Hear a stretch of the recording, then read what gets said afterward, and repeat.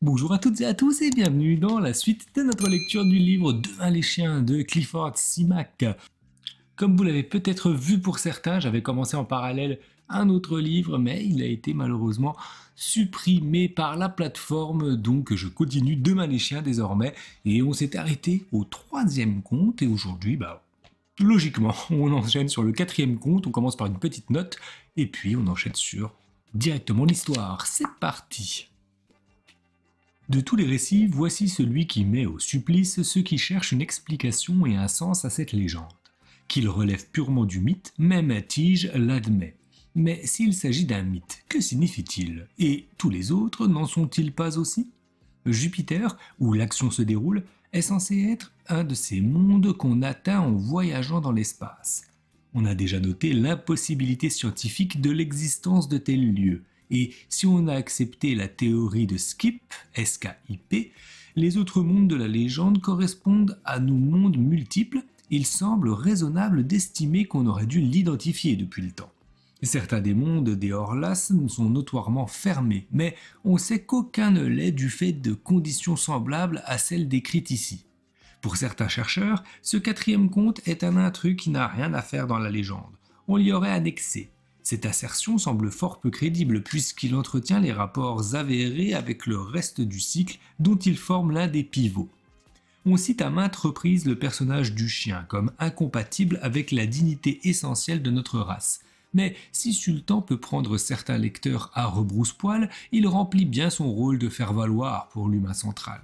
C'est lui le premier et non l'homme qui accepte la situation, lui le premier et non l'homme qui comprend ce qui se passe. Et son esprit, une fois libéré de la domination humaine, nous est montré comme au moins égal à celui de l'homme. Sultan, même dévoré de puces, est un personnage dont nul ne doit avoir honte. Si bref soit-il, ce conte est sans doute le plus riche des 8, ainsi que le meilleur candidat à une lecture attentive, méditative. 4. Désertion. Deux par deux, les 4 hommes avaient pénétré dans le maelstrom hurlant de Jupiter pour n'en jamais revenir.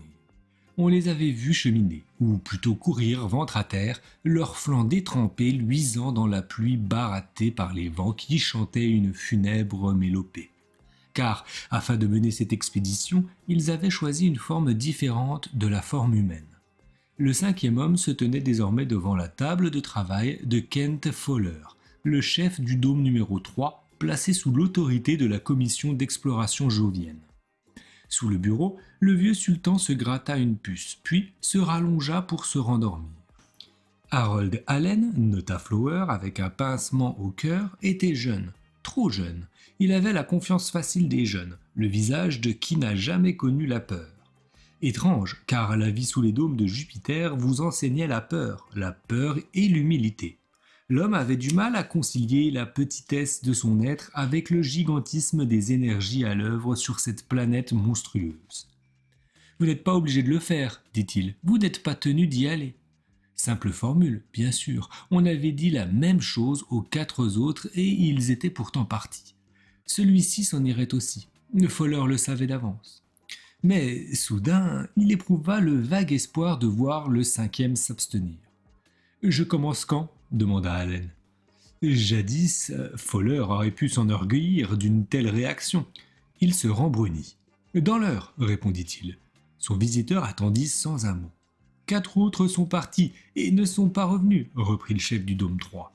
Évidemment, vous le savez, nous voulons vous voir rentrer. Pas question de vous lancer dans une mission de sauvetage héroïque. Ce qui importe, tout ce qui compte au fond, c'est que vous reveniez, prouvant par là qu'un homme peut vivre sous la forme jovienne. Poussez jusqu'au premier jalon de reconnaissance, pas plus loin, puis rebroussez chemin. Ne prenez aucun risque, ne menez aucune enquête de votre cru. Revenez, point final. Allen hocha la tête. Je comprends bien. Mademoiselle Stanley utilisera le convertisseur, n'ayez crainte. Les autres ont subi la conversion sans problème et quitté l'appareil dans une condition physique qui semblait parfaite. Vous serez entre de bonnes mains. Madame Stanley est le meilleur opérateur de conversion de tout le système solaire. Elle a acquis une solide expérience sur la plupart des autres planètes. C'est pour cette raison qu'elle est ici. Allen sourit à la femme. Sur le visage de celle-ci, Fowler vit jouer une émotion. pitié, colère ou simplement crainte, mais bientôt elle sourit en retour au jeune homme debout devant la table. Son air guindé lui donna l'air d'une maîtresse d'école et elle semblait s'en vouloir d'une telle manifestation.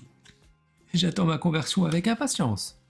Allen usait d'un ton qui réduisait la situation à une vaste plaisanterie. Ça n'avait pourtant rien d'une plaisanterie. Il s'agissait au contraire d'une affaire grave au possible. Des essais qu'il menait dépendaient le sort des humains sur Jupiter. En cas de succès, ces ressources s'offriraient à eux qui occuperaient la planète géante comme ils occupaient déjà ses consoeurs plus petites. En cas d'échec, l'homme resterait esclave et dépendant de la terrible pression, de l'effroyable gravité et de l'étrange chimie qui régnait ici. Cantonné au dôme, incapable de fouler la surface proprement dite, il devrait continuer de recourir à des expédients comme les tracteurs maladroits et la télévision, d'utiliser des outils et des engins incommodes, voire de recourir à des robots qui l'étaient tout autant. Car, sous sa forme naturelle, sans protection, il se verrait réduit en purée par cette pression terrifiante d'une tonne par centimètre carré qui faisait passer les profondeurs océanes de la Terre pour du vide. Même le métal le plus robuste, conçu par les humains, ne résistait guère sous l'effet de la pression et des pluies acides qui balayaient sans cesse Jupiter. Il devenait cassant, friable, s'émiettait tel de l'argile ou se liquéfiait en ruisseaux et en flaques de sel d'ammoniac. Il fallait augmenter sa tension électronique et le renforcer pour lui permettre de supporter le poids de ces milliers de kilomètres de gaz étouffants qui constituaient l'atmosphère tumultueuse de la planète. Même ainsi, il convenait encore de le gainer de quartz pour parer aux pluies d'acide d'ammoniac liquide. Fowler écoutait les moteurs au sous-sol qui emplissaient le dôme d'un bruit constant. Ils fonctionnaient sans arrêt, sinon l'afflux d'énergie dans les parois s'interrompait, la tension électronique décroîtrait et ce serait la fin. Sultan s'ébroua sous sa table et sa patte battant le sol, se gratta une autre puce. « Autre chose » demanda Allen. Son supérieur secoua la tête. « À moins que vous ayez l'envie de... » Il faillit lui suggérer d'écrire une lettre, mais se réjouit de s'être retenu. L'autre consultait sa montre. « Je serai là à l'heure. » Il pivota sur ses talons et se dirigea vers la porte. Fowler savait bien que Mademoiselle Stanley l'observait. Comme il ne voulait pas croiser son regard, il tritura la liasse de papier posée devant lui. « Vous allez continuer longtemps » lança-t-elle d'une voix entrecoupée par la colère. Dans son fauteuil, il se tourna vers elle. Lèvres pincées, cheveux réunis en un chignon qui semblait plus sévère que jamais, son visage affectait une ressemblance étrange, voire choquante, avec un masque mortuaire. Il s'efforça de conserver un ton neutre et détaché. Tant qu'un espoir subsistera, tant qu'il subsistera, vous allez les condamner à mort. Rester ici bien à l'abri et leur ordonner d'affronter Jupiter, bref, les envoyer au casse-pipe. Il n'y a pas de place pour les sentiments, mademoiselle Stanley, rétorqua Fowler en tâchant de maîtriser sa colère. Vous connaissez nos motifs aussi bien que moi. Vous savez que l'homme sous sa forme normale ne s'en sortira jamais sur Jupiter. La seule solution consiste à le transformer en un être capable de s'en sortir. On y est parvenu sur les autres planètes. Si certains périssent mais qu'on réussit, le prix à payer sera modique. Tout au long de notre histoire, les hommes se sont sacrifiés pour des raisons idiotes. Que pèsent quelques décès au regard d'une aussi grande cause? En la voyant assise, raide comme la justice, main croisée dans son giron, cheveux gris brillant à la lumière, il tâcha de s'imaginer ce que mademoiselle Stanley éprouvait et pensait. Si elle ne lui faisait pas vraiment peur, elle le mettait un peu mal à l'aise. Ses yeux bleus semblaient trop pénétrants, ses mains trop compétentes. Elle évoquait une tante âgée tricotant sur un fauteuil à bascule, mais rien n'aurait pu être plus éloigné de la réalité. Cette dame était l'opérateur de conversion le plus doué de tout le système solaire, et elle n'aimait pas la façon dont il menait sa barque. « Il y a quelque chose qui cloche, monsieur Fowler, » déclara-t-elle. « En effet, c'est pour ça que j'envoie le jeune Allen tout seul, il découvrira peut-être ce dont il s'agit. Et dans le cas contraire, j'enverrai quelqu'un d'autre. » Elle se leva lentement de sa chaise et se dirigea vers la porte, mais marqua une pause devant sa table. « Un jour, dit-elle, vous serez un grand homme, vous ne laissez jamais passer la moindre occasion. Pour l'heure, vous en tenez une, vous l'avez su dès qu'on a choisi ce dôme, ici, pour les tests. Résolvez le problème et vous gravirez 1 ou 2 échelons. Peu importe combien d'hommes mourront, vous gravirez 1 ou 2 échelons. » Mademoiselle Stanley, dit-il d'un ton cassant. Le jeune Allen va bientôt sortir, assurez-vous que votre machine... Ma machine, répondit-elle, glaciale, opère selon les paramètres définis par les biologistes. Penché sur la table, il écouta les pas de la dame décroître dans le couloir. Elle disait vrai, bien entendu. C'étaient les biologistes qui avaient établi les paramètres, mais ils pouvaient se tromper. Un écart infime, une différence imperceptible, et l'appareil produirait le mauvais converti, un mutant qui risquait fort de craquer, perdre la tête, se fourvoyer à cause d'un état mental ou d'un incident qu'on n'aurait pas réussi à anticiper. L'homme ignorait la majeure partie de ce qui se passait dehors. Il devait se contenter de ce que rapportaient les instruments de mesure. Et l'échantillon d'événements restait limité vu l'incroyable vastitude de Jupiter et la rareté des dômes. Même la collecte de données sur les galopeurs, l'espèce la plus avancée de la planète à ce qu'il semblait, avait exigé des biologistes 3 ans d'études intensives et 2 ans de vérification, une tâche qu'on aurait pu accomplir sur Terre en 1 ou 2 semaines. Mais il fallait l'effectuer, ici, car on ne pouvait pas emmener une forme de vie jovienne sur le berceau du genre humain, faute de pouvoir y reproduire la pression adéquate. Un galopeur, exposé aux conditions terriennes, se serait tout simplement sublimé en une bouffée de gaz. Pourtant, il fallait effectuer ce travail si on voulait pouvoir espérer un jour arpenter Jupiter sous la forme d'un galopeur, car avant que le convertisseur puisse modifier l'espèce d'un individu, il convenait de maîtriser les caractéristiques physiques de cette espèce dans leur intégralité, et ce, avec une absolue certitude, sans risque d'erreur. Allen ne revint pas. Les tracteurs ratissant les parages n'en virent pas trace, à moins que la créature furtive signalée par des chauffeurs n'ait été, sous sa forme de galopeur, le terrien disparu. Les biologistes se fendirent de leur sourire supérieur de savant quand Fowler osa émettre l'hypothèse que leurs paramètres péchaient par inexactitude. D'après eux, ils fonctionnaient. Tout homme placé dans la machine dont on basculait l'interrupteur devenait un galopeur. Puis, il quittait le convertisseur et disparaissait dans l'atmosphère épaisse et trouble. Un pépin alors, suggéra Fowler, un écart infime avec la norme des galopeurs, un petit défaut. Il faudra des années pour le détecter dans ce cas, répondirent les biologistes. Bien sûr, ils avaient raison, et ils le savaient. 5 hommes avaient donc disparu, au lieu de 4, et Harold Allen s'était aventuré à la surface de Jupiter en vain. Vu son apport à leur connaissance, il aurait aussi bien pu ne pas partir. Fowler tendit le bras pour saisir à l'autre bout de sa table le dossier du personnel, mince liasse de papier tenue par un trombone. Y recourir encore constituait une tâche détestable mais nécessaire. Il fallait résoudre ces étranges disparitions, et il n'y avait d'autre moyen d'y parvenir que d'envoyer des hommes supplémentaires. Il resta un moment à écouter le vent hurler au-dessus du dôme dans son ouragan perpétuel qui balayait la planète de ses tourbillons rageurs. Existait-il une autre menace là-dehors, un danger qu'il ignorait, qui guettait les galopeurs et les mangeait sans faire la distinction entre les indigènes joviens et les humains convertis? Distinction qui, bien sûr, pour les mangeurs en question, importait peu. Avait-on commis une erreur basique en sélectionnant les galopeurs comme l'espèce la mieux adaptée pour vivre à la surface de la planète? Leur intelligence manifeste avait joué un rôle déterminant dans ce choix. Ils le savaient. Si la créature en était dépourvue, l'homme qui adoptait sa forme ne tardait guère à perdre sa propre intelligence. Les biologistes accordaient-ils trop de poids à ce facteur précis afin d'en contrebalancer un autre pouvant se révéler insatisfaisant, voire désastreux? Ça semblait peu probable. Tout entêté qu'ils soient, ils connaissaient leur affaire.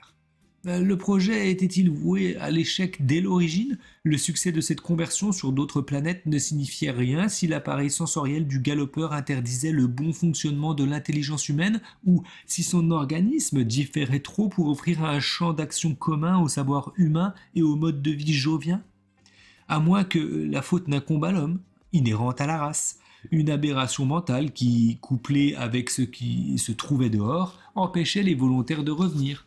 Il ne s'agissait d'ailleurs peut-être pas d'une aberration du point de vue humain, mais d'un trait ordinaire, parfaitement admis sur Terre, qui, par son violent contraste avec l'existence sur Jupiter, réduisait à néant la santé mentale.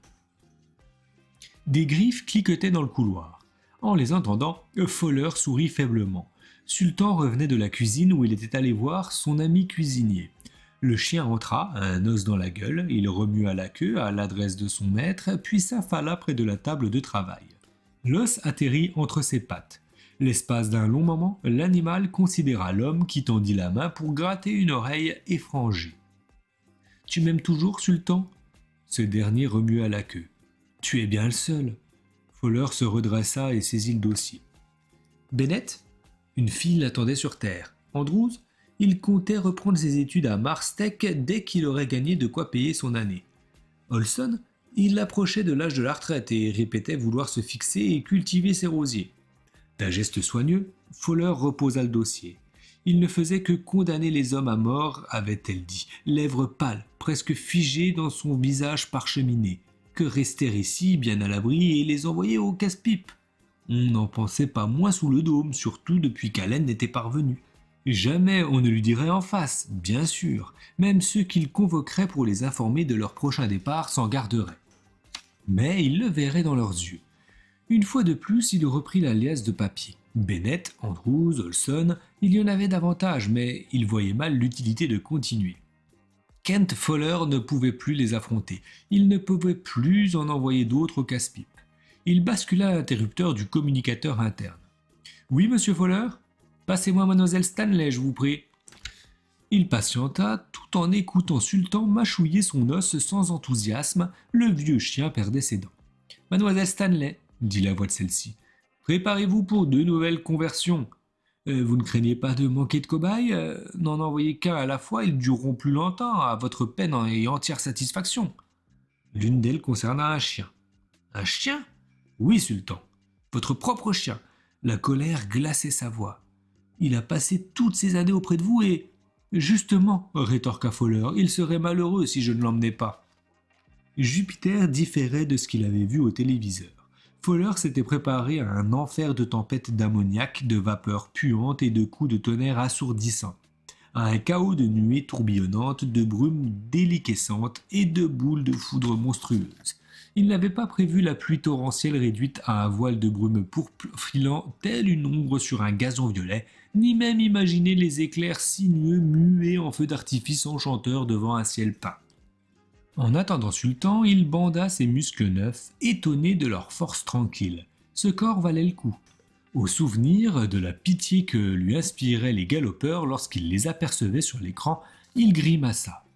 Il avait eu du mal à se représenter un organisme basé sur l'ammoniac et l'hydrogène plutôt que l'eau et l'oxygène, du mal à croire qu'une telle espèce pouvait connaître le même plaisir d'exister que l'espèce humaine, du mal à concevoir la vie dans la soupe de Jupiter, car il ignorait bien sûr qu'un œil jovien n'y voyait pas du tout une soupe. Le vent le caressait avec la douceur de la brise. Stupéfait, Fowler se rappela que, selon les critères terriens, il soufflait à 300 km/h, un blizzard de gaz mortel. De doux parfums s'infiltraient en lui, mais il ne les sentait pas. Il n'utilisait pas pour les capter le sens olfactif dont il gardait le souvenir. Il lui sembla que son être tout entier s'imprégnait de la sensation de la lavande ou d'une odeur qui l'évoquait. Le terme précis lui manquait, sans doute la première de nombreuses énigmes terminologiques, car les mots qu'il connaissait, les symboles qui lui servaient en tant que terrien, ne lui serviraient à rien en tant que jovien. Du sas dans la paroi du dôme sortit Sultan, vraisemblablement. Fowler voulut l'appeler. Son esprit conçut les mots qu'il voulait prononcer, mais il ne put les formuler. Il n'avait aucun moyen pour ce faire, aucun organe pour ce faire. Un bref instant, son esprit s'abîma dans l'épouvante, dans une terreur aveugle qui se répandit à travers son cerveau par petites bouffées. Comment un jovien se débrouillait-il pour s'exprimer ? Comment ?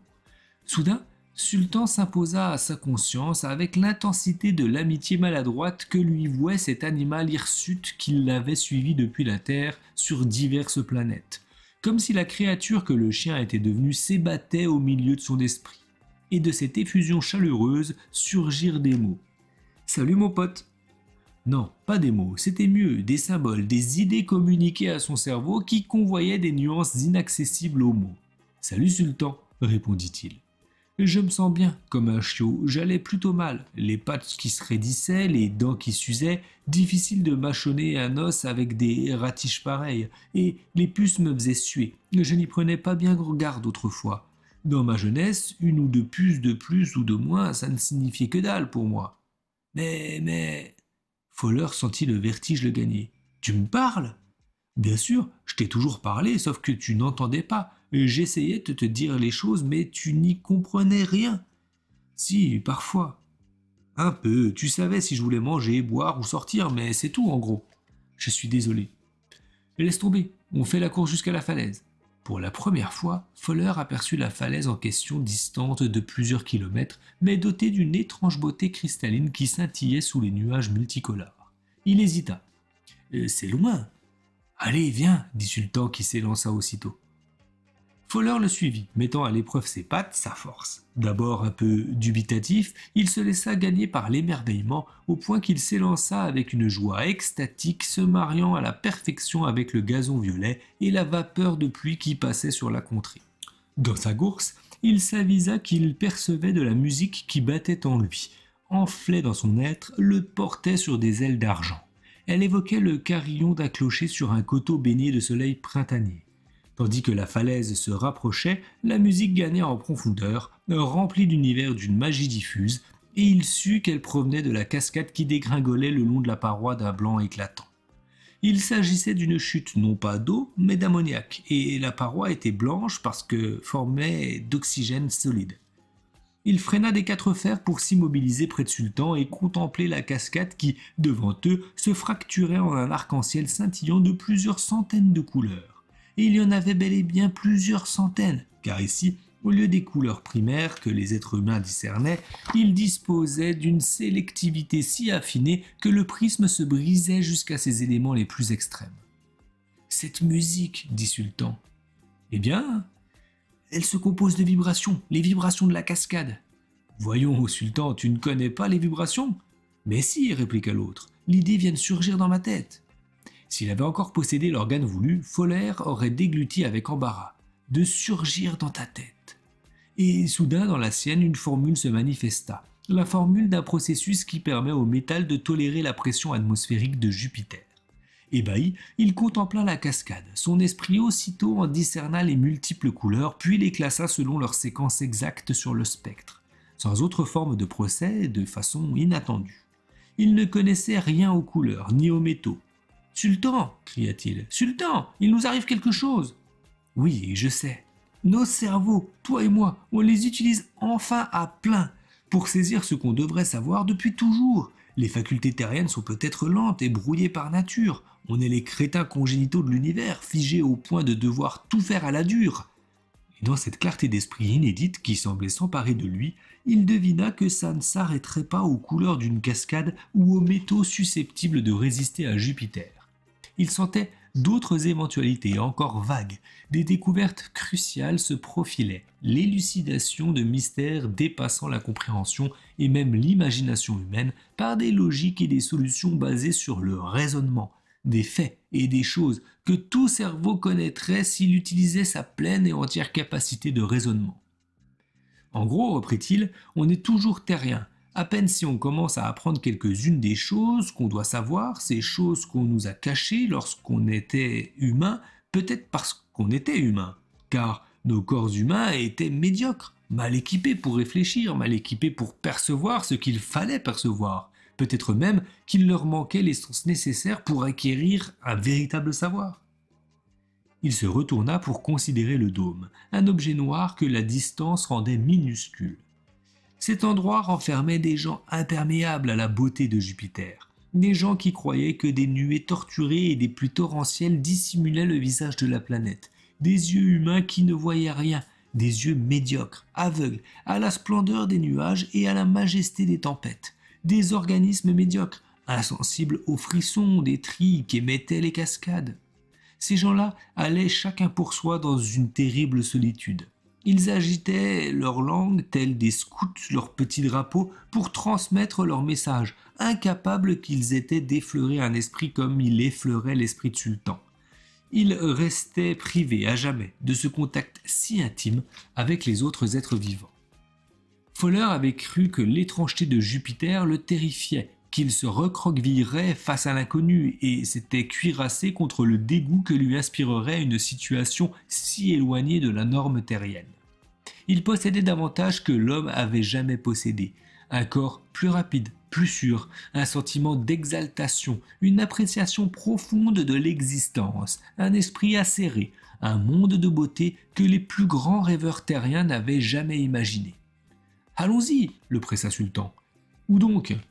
N'importe où, partons d'ici et voyons où on arrivera. J'ai l'impression que... Oui, je sais qu'on va voleur. Il éprouvait aussi cette sensation. Un destin exemplaire, voire une certaine grandeur se profilait. Quelque part au-delà de l'horizon, il le savait, il les attendait des aventures et plus encore. Les 5 autres l'avaient également ressenti. Ils avaient éprouvé l'envie d'explorer ce monde, d'y trouver une vie de plénitude et de savoir. C'est pour ce motif qu'ils n'avaient pas regagné le dôme. « Je ne reviendrai pas, » dit Sultan. « On ne peut pas laisser tomber tout le monde. » Fowler avança de 2 pas vers le dôme puis s'arrêta. Revenir au dôme, revenir au corps perclus de douleur et imprégné de poison qu'il avait abandonné. Il ne sentait pas ces douleurs jadis, mais il savait désormais ce qu'il en était.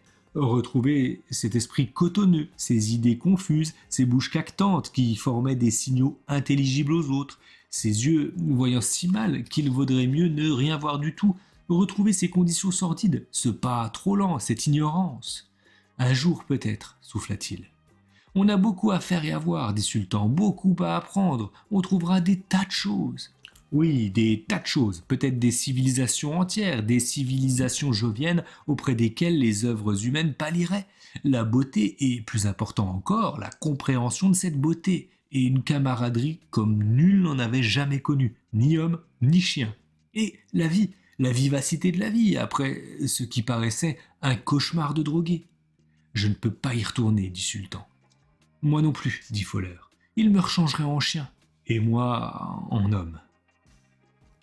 Et nous arrivons au terme de cette lecture. Alors j'espère qu'elle vous aura plu. C'est un thème assez fort, hein, effectivement. Donc est-ce que on va dire que le salut passait par l'abandon de notre condition humaine?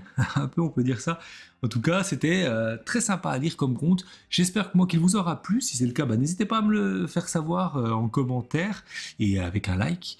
En tout cas, je vous souhaite à toutes et à tous une très bonne journée, très belle soirée, très belle nuit si tel est le cas. Et je vous dis à très vite pour la suite. À bientôt!